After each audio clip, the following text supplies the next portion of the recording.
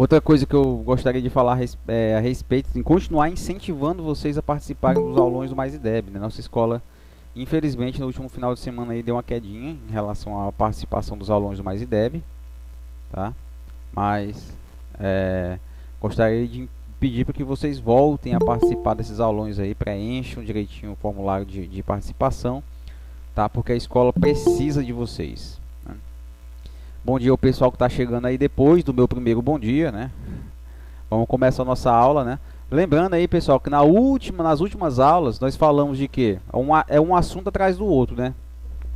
Ó, modelos atômicos leva ao assunto de tabela periódica, que leva ao assunto de ligações químicas, que leva ao assunto de geometria molecular, que leva ao assunto de polaridade das moléculas, né? E nós passamos por essa sequência aí de 5 assuntos, certo? Que um depende do outro. Agora nós vamos começar um novo assunto. Nós vamos falar mais especificamente a respeito das propriedades de algumas substâncias químicas, tá? Eu vou compartilhar aqui a tela com vocês, a nossa apresentaçãozinha aqui, para ficar mais fácil, tá? Beleza, hoje nós vamos falar a respeito das funções, tá, pessoal? Funções inorgânicas. O que seria função inorgânica? Nós sabemos, né, para começo de conversa, só ajustando algumas coisinhas aqui. Na última aula, nós falamos de polaridade das moléculas e também respondi algumas questões, né? Na verdade, nós respondemos questões, fizemos uma revisão e respondemos algumas questões na última aula. Agora nós vamos fazer o seguinte. Nós sabemos que lá dentro da tabela periódica, nós temos os átomos, por exemplo, o átomo de carbono, o átomo de oxigênio, o átomo de sódio, o átomo de ferro, né? O átomo de flúor, certo? O átomo de cloro, enfim, nitrogênio, certo? Enfim, temos vários átomos ali dentro da tabela periódica, né? Nós temos vários átomos aí dentro da tabela periódica. Esses átomos, aqui em cima nós teríamos hidrogênio. Por exemplo, o átomo de oxigênio, ao ligar-se com com dois átomos de hidrogênio, né, ele forma um composto químico, né, uma substância química. Vamos continuar aceitando o pessoal que está chegando. Bom dia, o pessoal que está chegando. Então nós estamos falando aqui que esses átomos que estão na tabela periódica, eles se juntam por meio das ligações químicas, né, que podem ser ligações químicas covalentes, né, que ocorre entre não metais, né? Pode ser a ligação iônica, que ocorre entre um não metal e um metal, e as ligações metálicas, que ocorrem entre os metais, tá? Esses são os tipos de ligação que formam os compostos, né? Que juntam os átomos, ok? Aceitar aqui o pessoal que está chegando, beleza? E aí, uma vez que esses compostos químicos são formados, por exemplo, o ferro que liga outro átomo de ferro, que vão se juntando, esses átomos de ferro vão se juntando até formar uma barra de ferro, ou os átomos de ouro vão se juntando até formar uma barra de ouro, né? Aquilo dali são substâncias, né? Eles são substâncias, por exemplo, um átomo de oxigênio se liga a outro átomo de oxigênio, formando a molécula de gás oxigênio, né? Que é a molécula que nós respiramos. O pessoal continua chegando, vamos aceitando aí, tá? Então, todos esses compostos que vão sendo formados, por exemplo, o gás metano, CH4, é outro composto, né, formado por um átomo de carbono e 4 átomos de hidrogênio.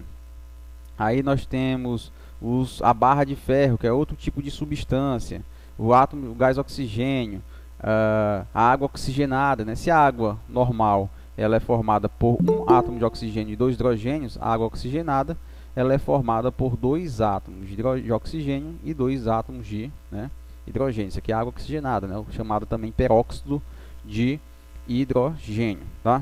Então todas essas substâncias aqui, tá? Elas existem e elas têm propriedades. Só que elas podem ser classificadas em alguns grupos, né? Pessoal chegando aqui devagarzinho, aceitando.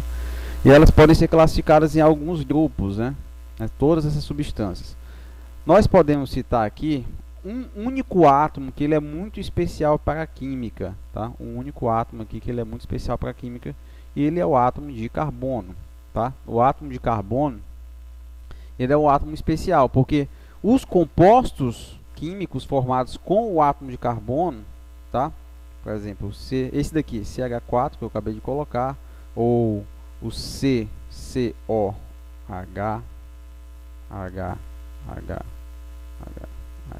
por exemplo, essa molécula aqui é a molécula do álcool, tá? O álcool que você usa para higienizar suas mãos, tá? Olha só o que ela tem no meio dela aqui, átomo de carbono, tá? Por que o átomo de carbono ele é importante, professor? Porque a maioria dos compostos químicos que são formados com átomo de carbono, posso dizer assim, 99,999% dos átomos dos compostos que têm átomo de carbono na sua estrutura, eles são chamados de compostos orgânicos, tá certo? Grave esse nome aí na cabeça. Compostos orgânicos são aqueles compostos que são formados por átomos de carbono. Vocês vão estudar os compostos orgânicos mais especificamente lá no terceiro ano do ensino médio, tá? Lá no terceiro ano nós vamos estudar a química orgânica, que é justamente a química formada pelos compostos que têm átomo de carbono. Sim, professor, e os outros? Aí é que vem. Os demais átomos, o flúor, o sódio, o ferro, o oxigênio, o nitrogênio, certo? Eles vão formar os compostos chamados inorgânicos, tá? Compostos inorgânicos são compostos que não têm carbono, na sua maioria, né? 99,999% são átomos, são estruturas químicas que não têm átomos de carbono. Deixa eu ver aqui. Isso. Beleza? Então, professor, se eu olhar para a molécula de água aqui, só aceitar o pessoal que está chegando, na Rafisa, tá? Se eu olhar para a molécula de água, professor, o que é que você vai procurar nela aqui? Você vai procurar o átomo de carbono. Tem átomo de carbono na molécula de água? Não, professor, só tem oxigênio e 2 hidrogênios. Como não tem átomos de carbono, essa molécula é uma molécula chamada inorgânica. Certo? É uma molécula inorgânica. Ok? Por exemplo, vamos ver aqui água oxigenada também. A água oxigenada tem hidrogênio, 2 oxigênios e outro hidrogênio aqui na ponta. Ela tem carbono? Não. Então, é um composto também inorgânico. Vamos ver outro composto aqui. Adicionar aqui. Vamos ver o sal de cozinha, o NaCl. Tem carbono aqui nesse composto, pessoal? Não, tem o sódio e tem o cloro. Então ele também é um composto inorgânico, tá? O H2SO4, tá? Esse aqui é o ácido sulfúrico. Tem carbono na estrutura desse composto? A resposta é não, não tem. Logo, ele também é um composto inorgânico. O ácido nítrico, o HNO3, ele tem algum carbono aqui na estrutura desse composto? Não. Temos aqui hidrogênio, temos nitrogênio e temos oxigênio, mas não temos, né, carbono. Logo, ele também é um composto inorgânico. Pessoal, tem algumas exceções, né? Por exemplo, o CO2, tá? O CO2. Aí você vai ver, pessoal, achei o carbono aqui. É um composto orgânico, né? Não, é um composto inorgânico, tá? Como eu falei para vocês, 99,99% dos compostos, né, que tem carbono vão ser orgânicos, mas existem algumas exceções, né? Aquele 0,001% aqui de exceção, que seria o composto, né, o gás carbônico, que é o CO2, e o ácido carbônico, que é o HCO3, tá? O ácido carbônico também é um composto inorgânico. Só alguns exemplos aqui para vocês. Esse aqui é apesar dele ter o átomo de carbono aqui, ele é inorgânico, tá? Beleza. Sim, professor, mas por que nós vamos falar de funções já sabemos separar aqui, né, os compostos orgânicos dos inorgânicos. Os compostos orgânicos são aqueles que têm carbono. Só que os compostos inorgânicos, eles podem ser classificados, tá? Eles podem ser classificados, ok? Quais são as classificações dos compostos orgânicos, professor? São classificados em ácidos, bases, sais e óxidos, tá? Sais óxidos, bases e ácidos, tá? São as funções inorgânicas, são classes de compostos inorgânicos que têm propriedades químicas parecidas, tá? Toda vez que eu falo propriedades químicas parecidas, pessoal, eu falo a habilidade de reagir parecidamente, tá? Então vamos lá, vamos pular essa parte aqui. Ele está falando aqui da bateria, beleza? Nós vamos pular essa parte aqui dos nossos slides para ser mais objetivo possível, tá? Vamos só pegar essa parte aqui do resumo que ele está falando aqui naqueles slides anteriores. Fala o seguinte, que os compostos inorgânicos, né, compostos iônicos. Professor, o que é um composto iônico? É um composto formado por meio de ligações iônicas, por exemplo, o NaCl. Por que eles são uma ligação iônica? Porque o sódio é um metal e ele perdeu o elétron, ficou o quê? Ficou positivo. Esse elétron que ele perdeu foi para o átomo de cloro, que ficou o quê? Negativo. Aí o que acontece? Eles se atraem. Um positivo com o negativo se atrai. Por meio de a ligação iônica, né? Por meio aí da ligação iônica, tá? Acontece que esses compostos, pessoal, os compostos iônicos, ou seja, que são formados por meio de ligações iônicas, quando eles entram em contato com a água, tá? Quando eles entram em contato com a água, o que que acontece, pessoal? Basta você pensar, o que que acontece quando você coloca o sal na água? Ele se desmancha, né? Mas por que que ele se desmancha, né? Por que que ele se desmancha? Nós sabemos que a água é uma molécula o quê? Polar, né? Nós já estudamos esse assunto, tá? A água é uma molécula polar. O que que significa? Que a água tem uma parte positiva, né? E a parte negativa. A parte positiva da água são os hidrogênios, né? A parte positiva da água são os hidrogênios. E a parte negativa da água, né? Aliás, é o oxigênio, né?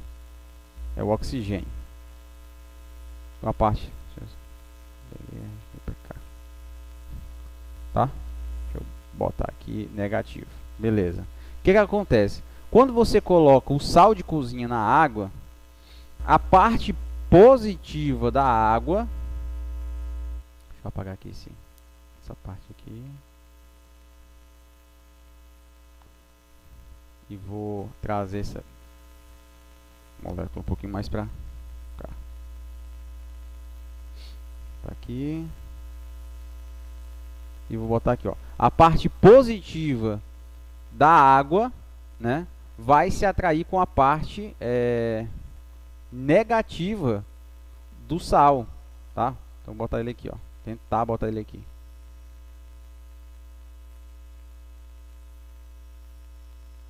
Isso. Tá? Pronto. Então, como vocês podem perceber, ó, essa parte positiva da água, que é o hidrogênio, né, vai se atrair com a parte negativa do sal. E vai pegar e vai capturar ele, ó. Vai separar ele do sódio, tá?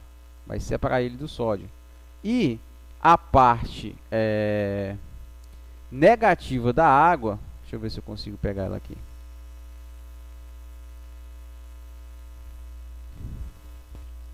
A parte negativa da água vai se aproximar da parte positiva do sal, tá? Completando essa separação aqui, ó, do sal. O sal se separa aqui, ó, os dois, tá? Se separa, causando o efeito que nós chamamos de dissociação iônica, tá? Vai haver aqui uma dissociação iônica, tá, pessoal?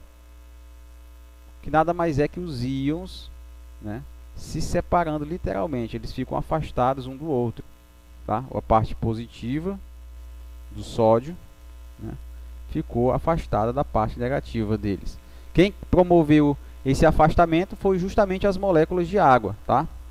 Foram as moléculas de água, que tem sua parte positiva e sua parte negativa, tá? Deixa eu apagar tudo então agora. Então, resumindo tudo aqui dali que foi falado, compostos iônicos, quando você coloca no meio aquoso, eles sofrem, né, eles formam uma solução sofre uma dissociação iônica, que é o afastamento dos íons, né, que estavam próximos, eles se afastam, a água afasta eles, certo? E eles formam uma solução chamada solução eletrolítica. O que é que seria a solução eletrolítica? É uma solução capaz de conduzir eletricidade, tá? É uma solução capaz de conduzir eletricidade, ok? E já os compostos moleculares, que são compostos moleculares? São compostos formados por meio de ligações covalentes, né?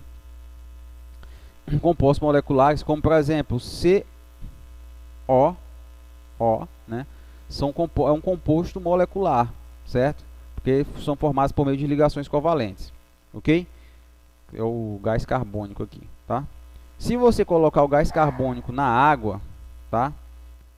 Botar assim, considerando que ele não vai sofrer nenhum tipo de dissociação ou interagir com a água, ele pode acontecer duas coisas, né, no meio aquoso. Se você colocar um composto molecular, ele pode formar uma solução molecular, que é não eletrolítica, onde esse composto aqui ele permanece inalterado, ou ele pode sofrer, né, pessoal, uma ionização.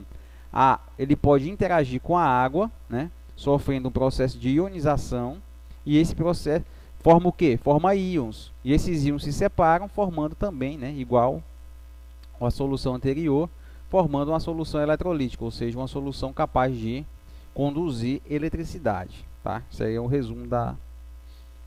Então, gravem isso na cabeça de vocês. O que é que seria uma solução eletrolítica? O que é que seria uma solução eletrolítica? Deixa eu adicionar um slide aqui extra.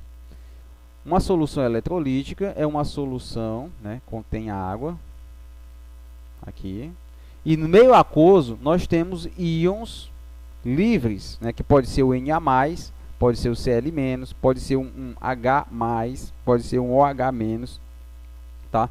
Esses íons aqui são espécies carregadas, tá, que podem conduzir a eletricidade da seguinte forma. Se você, por exemplo, colocar aqui do lado de fora do copo uma carga positiva, o que é que vai acontecer? O que é que vai acontecer?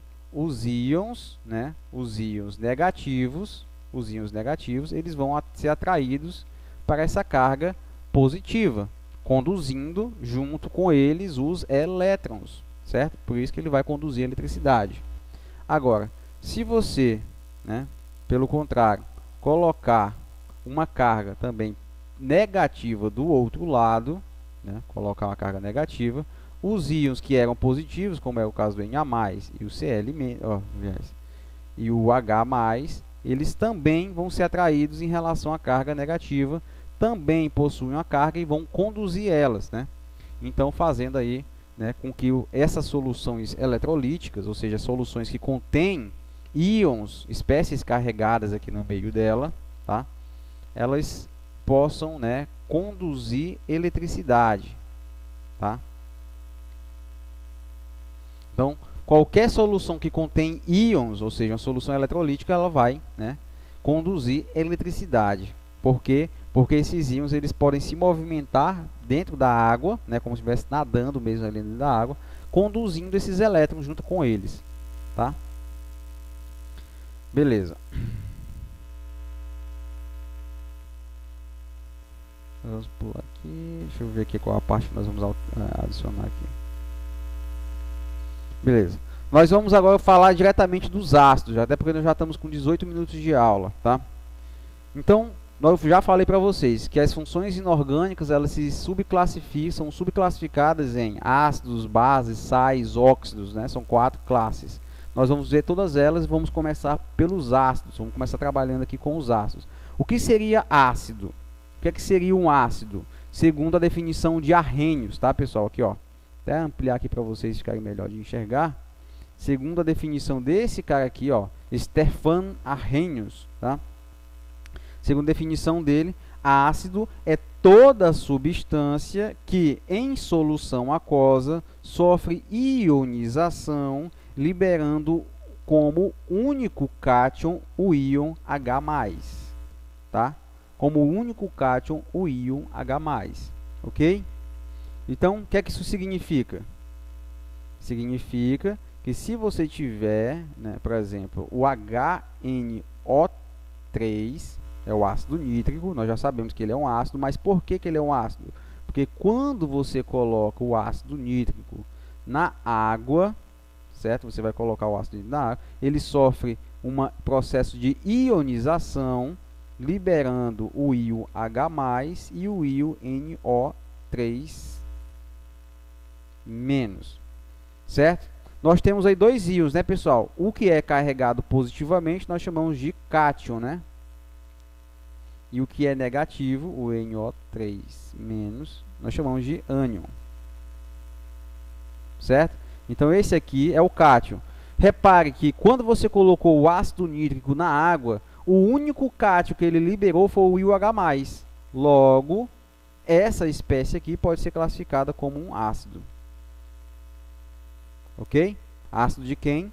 De arrênios, certo? Então, qualquer espécie que quando você coloca na água, né, em meio aquoso, ok? Ela sofre uma ionização ou uma dissociação, liberando íons H+, como cátion, ela é classificada como um ácido, tá bom? Então, ácido é isso. E repare que ele coloca aqui, né, do lado, uma fotografia aqui de limão, laranja, né?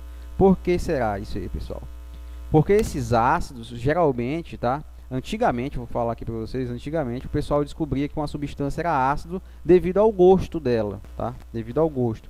Geralmente as substâncias ácidas, elas têm um gosto azedo, tá?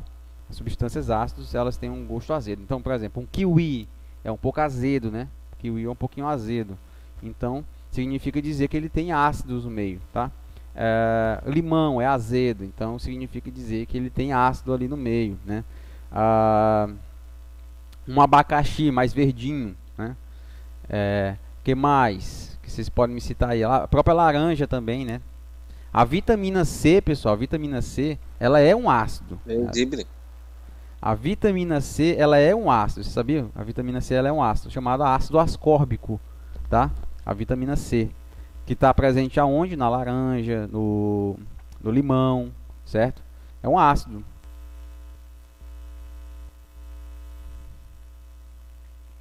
É que como nós sabemos, né, pessoal? Pessoal, mas ácido ascórbico, a laranja é um pouco doce também, né? Nós sabemos que as substâncias, né, elas são, algumas moléculas, elas são muito grandes, tá? Só para passar aqui para vocês, por exemplo, eu tenho uma substância que ela tem vários átomos de carbono. Aí bem aqui assim ela libera um H+, nessa parte aqui da molécula, que é azedo. Só que essas outras partes aqui da molécula, ela tem vários grupos OH. Essa parte aqui é doce, tá? Então essa parte aqui de baixo ela é doce e a parte aqui lá da ponta da molécula ela é azeda. Então algumas substâncias elas podem ter, né, o seu caráter ácido mascarado. E nem recomendado, tá, pessoal? Não é recomendado hoje em dia, né, você descobrir que uma substância ela é ácida devido ao gosto. Vou experimentar aqui o ácido clorídrico, o ácido muriático, né, que o pessoal chama. O ácido muriático, vou testar para saber se ele é ácido mesmo, vou botar na minha boca. Claro que você não vai fazer isso, né, porque vai corroer sua língua, ok? No momento que você testar, é azedo mesmo. Cadê minha língua? Já foi embora, certo? Então, nós temos outros meios, tá, de descobrir hoje em dia, né, se uma substância ela é ácida ou não, ou básica, né, que as substâncias básicas ela tem um sabor meio aquela adstringente, aquele sabor amargo, um pouquinho amargo que deixa a nossa língua meio travada, tá? O pessoal fala adstringente. Então vamos lá, já sabemos o que é um ácido de arrênios, já? Agora nós vamos para a sequência do conteúdo, é a nomenclatura dos ácidos, tá, pessoal? Os ácidos, para efeito de nomenclatura, os ácidos são, né, divididos em dois grupos. Nós vamos dividir os grupos dos ácidos em hidrácidos e oxiácidos, certo? O que seria um hidrácido? Um hidrácido é um ácido que não contém, né, oxigênio. E o oxiácido são ácidos que contêm, né, oxigênio. Por exemplo, o ácido nítrico que nós acabamos de analisar. Ele é um hidrácido ou ele é um oxiácido? Ele é um hidrácido ou ele é um oxiácido? Resposta. Olha aqui o oxigênio. Como ele tem oxigênio na sua estrutura, né, ele é classificado como um oxiácido. tá? Então não tem muita dúvida. Por exemplo, outro ácido aqui, o HCl, por exemplo, o HCl, que é o ácido muriático, certo? Ele é oxiácido ou ele é hidrácido? Ah, professor, cadê o oxigênio? Não tem oxigênio aqui. Logo, ele é um hidrácido, tá? Hidrácido. Então, nós podemos classificar os ácidos dessa seguinte forma, né? Hidrácidos e oxiácidos. Ácidos sem oxigênio, hidrácidos. Ácidos com oxigênio, oxiácidos. Vamos falar a respeito, primeiramente, dos hidrácidos, tá? Seus nomes são dados da seguinte maneira. Você coloca sempre a palavra ácido aqui, nome do elemento, seguido da palavra hídrico, por exemplo. Aí vai nos dar aqui alguns exemplos, né? Nós temos aqui, por exemplo, para começo de conversa, o ácido fluorídrico. O ácido fluorídrico. Embaixo dele nós temos o ácido, quem é que está aqui? O cloro, né? Então vai ficar o quê? Ácido clorídrico, tá?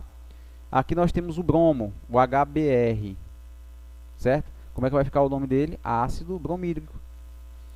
Iodo, ácido iodídrico, tá? Então, muito fácil dar nome aos oxiácidos. Acontece que tem alguns, aliás, hidrácidos, né? Acontece que tem alguns ácidos que tem, né, o ânion composto, né? Aqui nós temos o cianeto, tá? Esse ânion aqui é o cianeto, tá? Como é que vai ficar o nome dele? Ácido cianídrico, tá?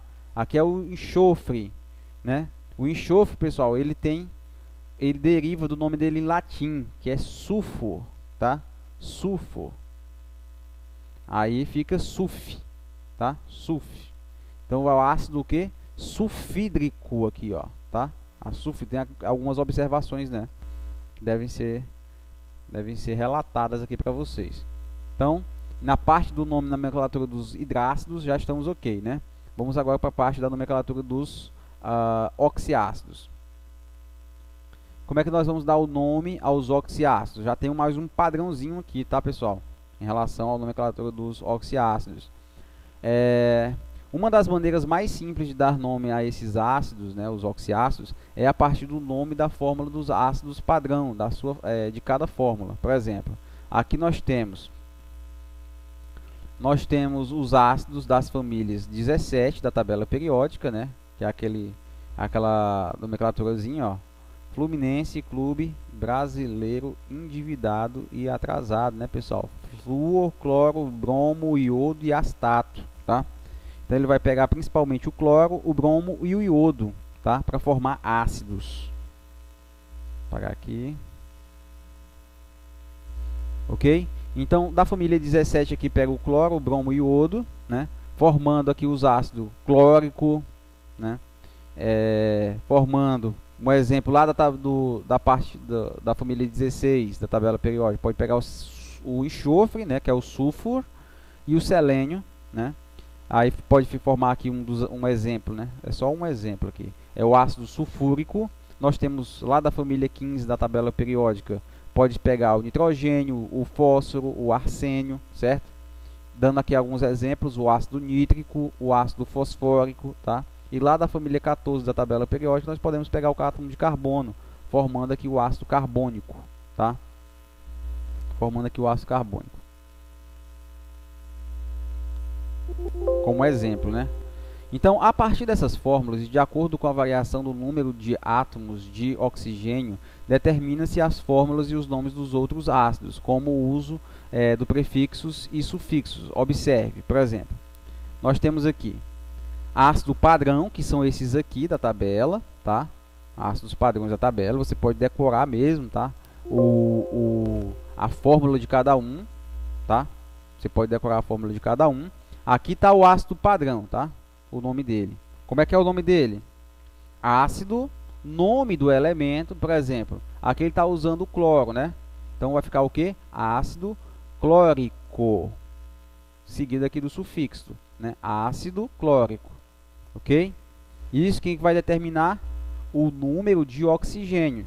Toda vez que eu tiver os elementos da família 17 que com 3 átomos de oxigênio embutido, eu vou usar o sufixo ico, tá? Aí, se você adicionar mais um átomo de oxigênio, ou seja, se você tiver 4 átomos de oxigênio, tá? Aí você vai ter que adicionar o per antes do nome. Então vai ficar o que? Ácido seria o que? Ácido perclórico, tá? Se tivesse 4 hidrogênios. Vamos fazer aqui o exemplo normal aqui. Vamos pegar aqui o exemplo da família 17. Nós temos o ácido padrão, que é aquele dali, né? Que é o HClO3.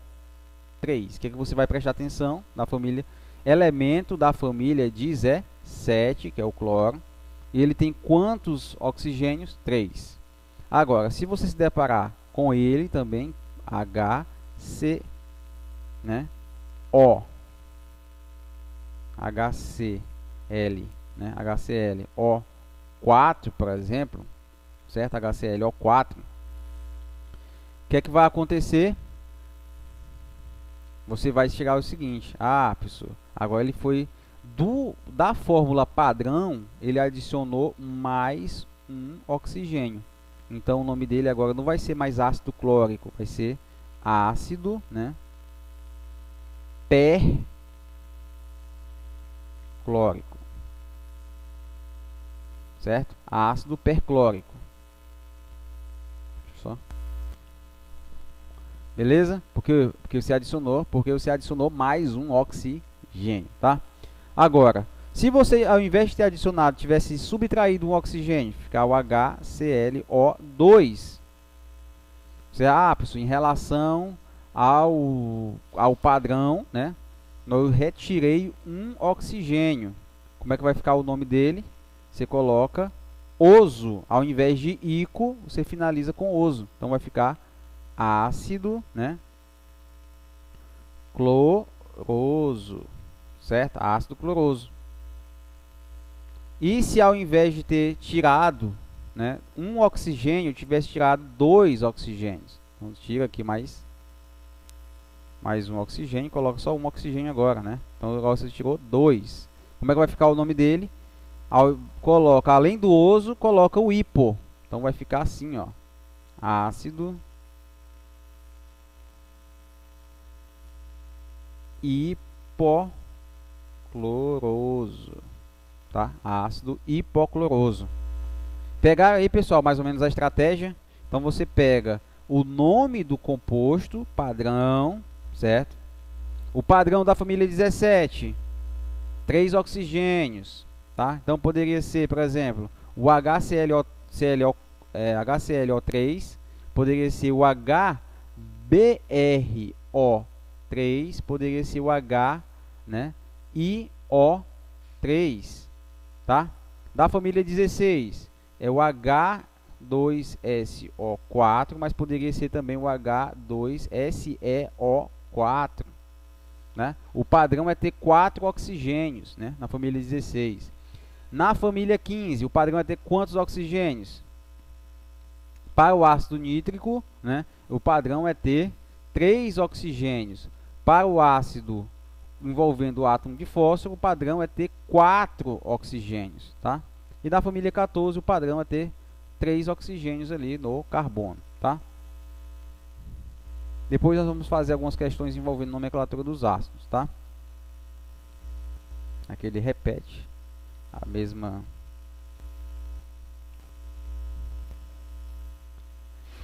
Então ele faz aí alguns exemplos, né, da família do cloro, como a gente acabou de mostrar para vocês. Nós temos o ácido perclórico, nós temos o ácido clórico, nós temos o ácido cloroso e o ácido hipocloroso, né, da família 15, da tabela periódica. Nós temos o ácido nítrico, né, nós temos o ácido nitroso.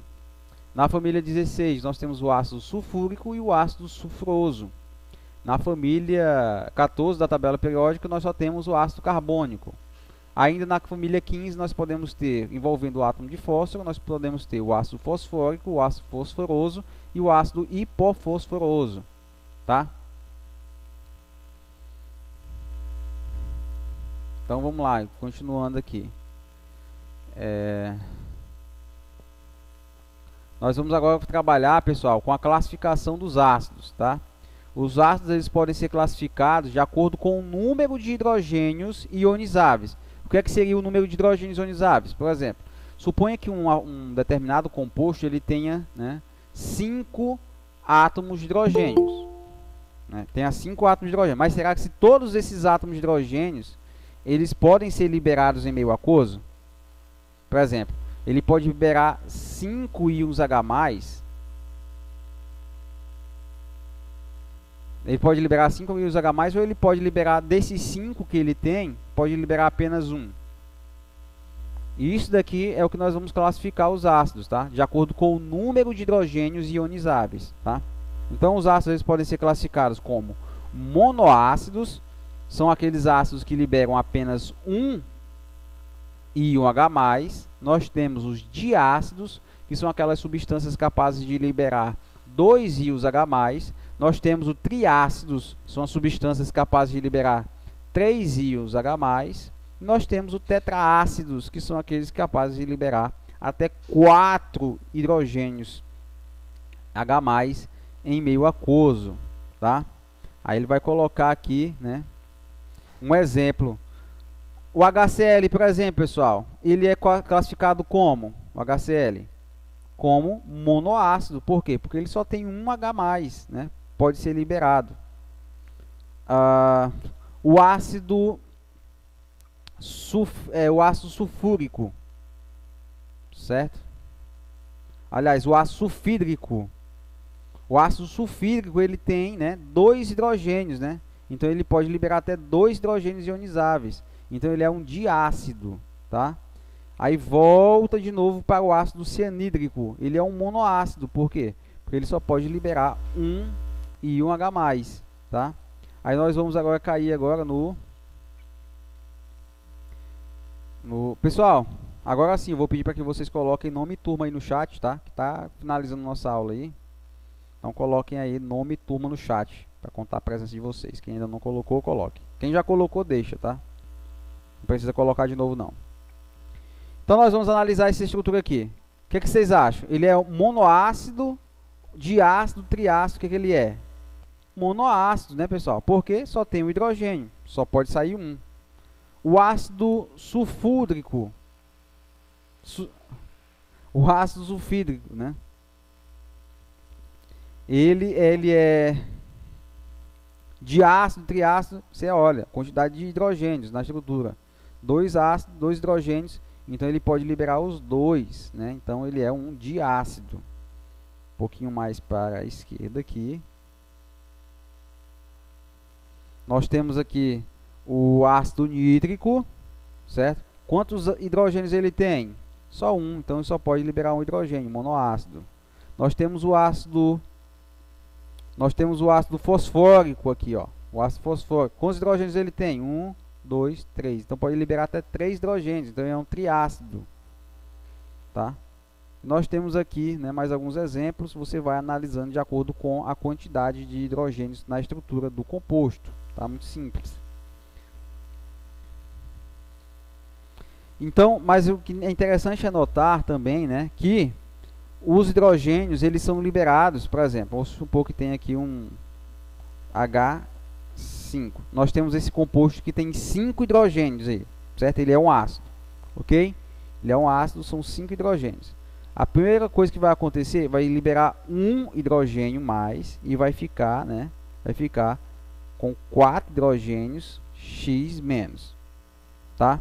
Então o que aconteceu? Ele liberou um hidrogênio e ficou com 4, certo? Isso aqui é a primeira etapa. Então o que significa? Significa que os ácidos eles não liberam os seus hidrogênios todos de uma vez. Eles fazem isso em etapas. Primeiro liberam um H+, depois liberam outro íon H+, depois liberam outro íon H+, e assim sucessivamente. Mas o que é interessante notar é que sempre a saída do primeiro hidrogênio, ou seja, a primeira etapa da ionização, com a liberação desse hidrogênio aqui, ela é sempre mais rápida, né, ocorre mais rapidamente do que a segunda etapa, a liberação do segundo hidrogênio, tá? Fazendo com que esse hidrogênio saia mais fácil e esse hidrogênio, o segundo hidrogênio aqui, que para sair ele é mais difícil, tá? Ele é sempre mais difícil de sair. Ok? Nós temos também, pessoal, nós podemos classificar os ácidos como ácido, né, fraco, moderado e forte, né? Fraco, moderado e forte, certo? Nós podemos, como é que nós podemos classificar um ácido como forte, professor? São aqueles ácidos que liberam muitos íons H+, tá? Com facilidade, ok? E para determinar isso, nós podemos usar o grau de, né, ionização. O que seria o grau de ionização? Vamos supor que você coloque 100 moléculas de ácido nítrico no meio aquoso. 100 moléculas. Tá aqui. 100 moléculas. Dessas 100 moléculas, tá? Dessas 100 moléculas, você tem duas que permanecem como ácido nítrico, ou seja, não mudou nada, não mudou nada. Mas outras 99, né? Aliás, 98 liberaram o íon H+, né? Se dissociaram. Deixa eu só afastar aqui. Liberaram 98 íons H+, né? E ficaram com 98 em O3-, tá? Ou seja, eu posso dizer o seguinte, que das 100 moléculas que eu coloquei, 98 sofreram dissociação. Isso daqui é o grau de dissociação, pessoal. Eu posso dizer que 98% dessas moléculas se dissociam liberando o íon H+, certo? Então, o que seria então o nosso grau de dissociação? Você vai substituir o número de moléculas ionizadas, que no caso foram 98, aqui ó, nosso exemplo, dividido pelo número de moléculas iniciais, que é quem? Que é 100, certo? Logo, se você multiplicar isso aqui por 100%, você vai ter, corta 100 com 100, e você tem 98% das moléculas foram dissociadas, né? Isso faz com que esse ácido ele seja um ácido forte, tá? Nós podemos classificar os ácidos de acordo com o grau de dissociação. Ácidos que têm, pessoal, grau de dissociação maior do que 50% são ácidos fortes. Ácidos que têm grau de dissociação entre 5% e 50% são ácidos moderados. E ácidos que têm grau de dissociação inferior a 5%, tá, são considerados ácidos fracos. Tá? São considerados ácidos fracos. Ele coloca aqui um exemplo do ácido clorídrico, ou ácido muriático. Ele é um ácido forte, por quê? Porque o grau de dissociação dele, né, de ionização, aliás, é de 92%. Tá? Deixa eu ver o que tem mais aqui. Observação, validade. Bom, pessoal, acho que eu não vou progredir mais além do que isso, não, porque também até para não deixar a aula muito extensa. Alguém tem alguma dúvida nessa parte que eu já passei? Ou não? Dúvidas, questionamentos? Não, nenhuma. Nenhuma, né? Tô tudo tranquilo, né? Posso fazer a prova amanhã e tá tudo ok, né? Beleza, então. Pessoal, se não tem nenhuma dúvida, quem já colocou nome e turma no chat, pode sair, tá? Não esqueçam de participar amanhã do aulão do Mais Deb, tá? É muito importante para a escola a participação de vocês. Ok? Bom final de semana para o senhor, professor. Obrigado, Felipe. Para você também, aliás, para todos vocês, um ótimo final de semana. Fiquem todos com Deus e sintam-se abraçados pelo professor Maciel. Tchau. Tchau, tchau. Coloque Tchau, aí. professor. Tchau, Esteis. Coloquem, antes de sair, pessoal, coloque nome e turma no chat, tá? Só não precisa colocar duas vezes, só coloque uma vez.